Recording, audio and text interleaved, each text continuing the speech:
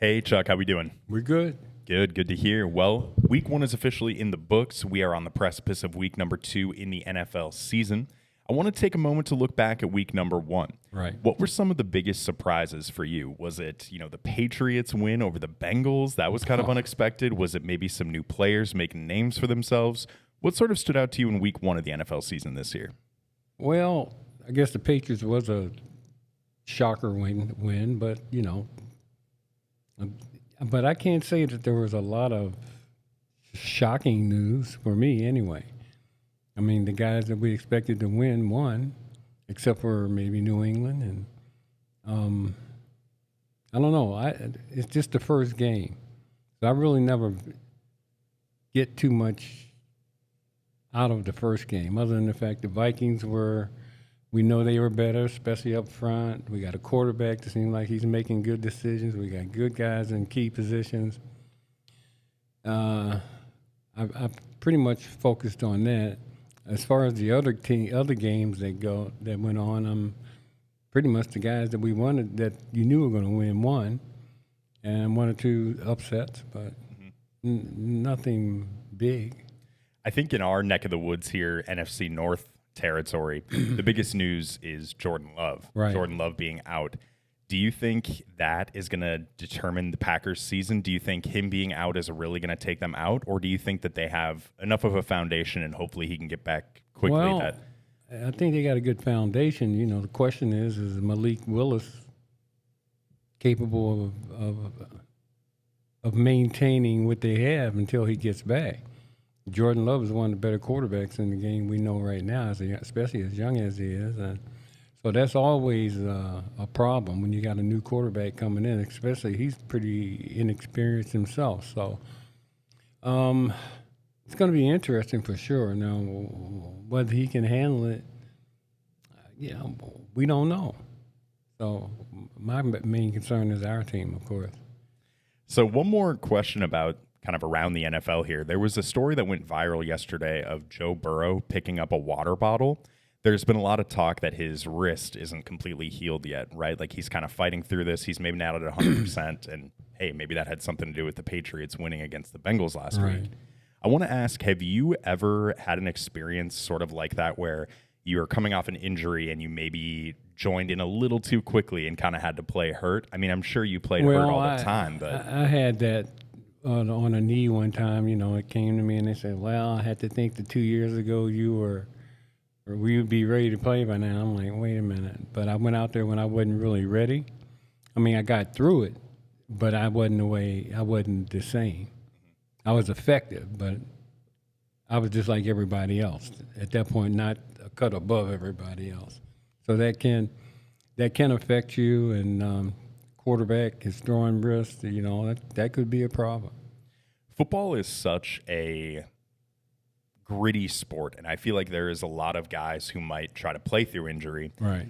Do you think it's kind of a common theme in the NFL where guys might not report their injuries, guys play through it just to, get themselves on the field and be there with their brothers? Well, it's a whole different game.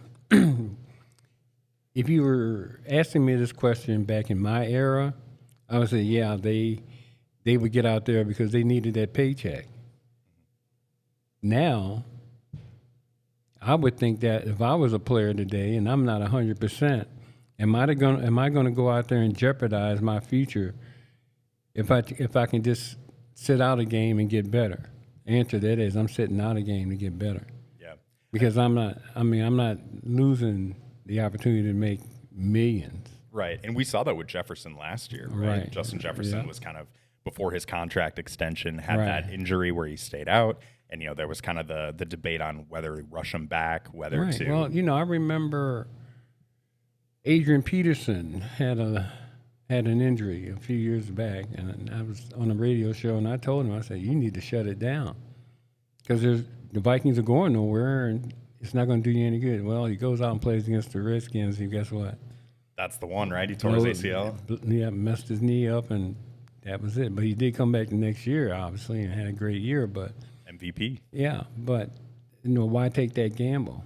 I mean, he was just Adrian was just a physical freak, for lack of a better word. But and he was young, and he was able to come back. But in today's game, my approach is going to be totally different than it was back in my day, where I just say, I need that money, and it just patch me up, and I'll get through it. Of course, that was some dumb things to do, but it was a different time, a different game, and a different pay scale.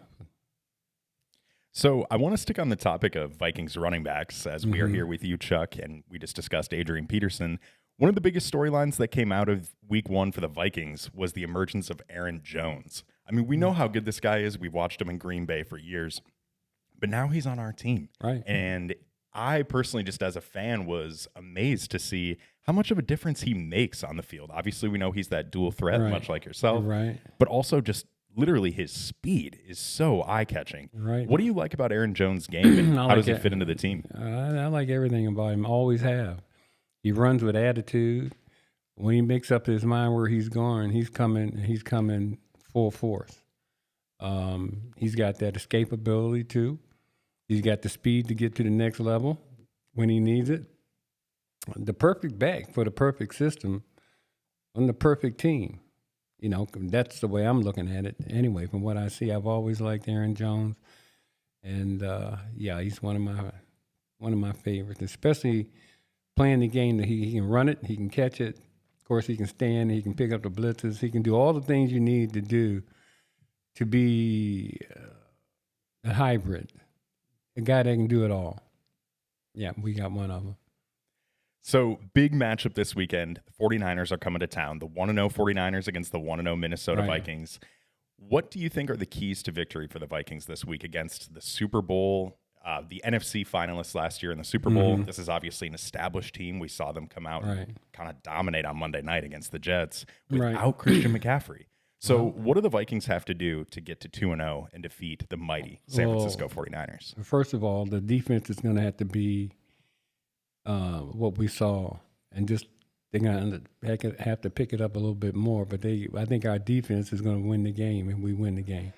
I think if our defense is on its game, our offense is able to continue to run the ball, to give Darnold the time to throw the ball, and we got to because we're going to be missing a receiver or two, but they got a chance to win it at home.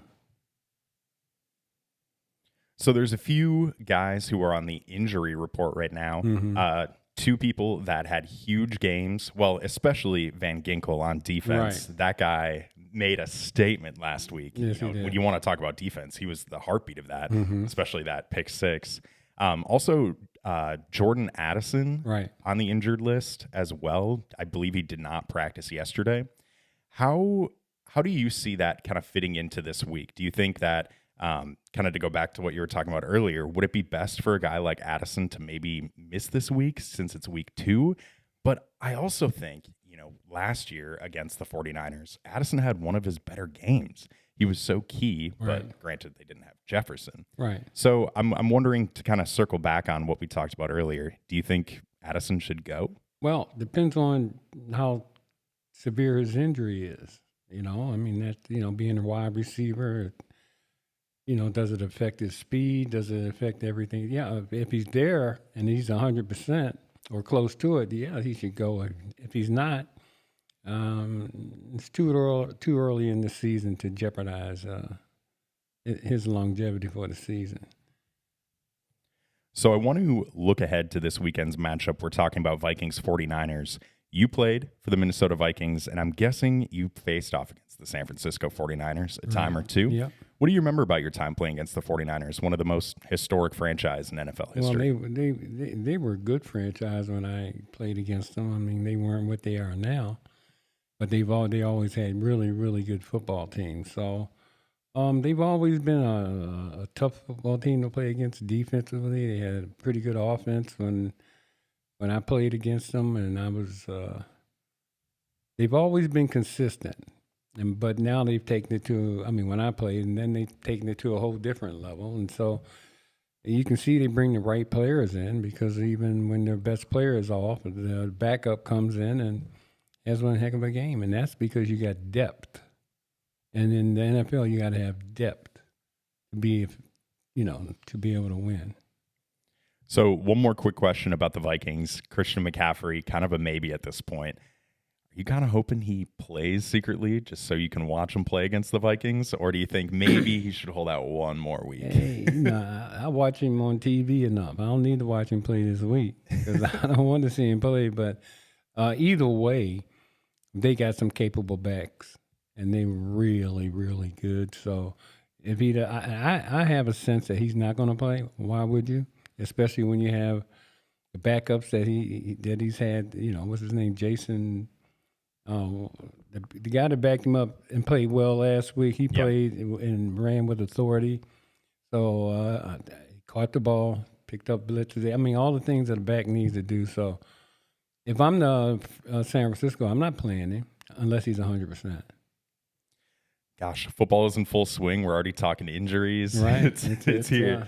So let's wrap this up by talking about your prediction for the Minnesota Vikings San Francisco 49ers game.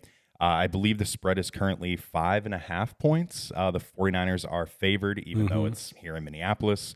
What is your prediction in terms of score for this game, and what are the keys to victory for the Vikings? Well, I can't give you a score. I'll just say it's going to be a tight game. I think the Vikings, if they play their best game, they can win. But as far as it's going to be a low-scoring game, I think. If the Vikings come and play the kind of defense that they can play and put that pressure on Purdy, they got a good chance to win. I like it. You heard it here first, folks. Chuck Foreman thinks the Vikings have a good shot. I do. Let's see how it goes on Sunday.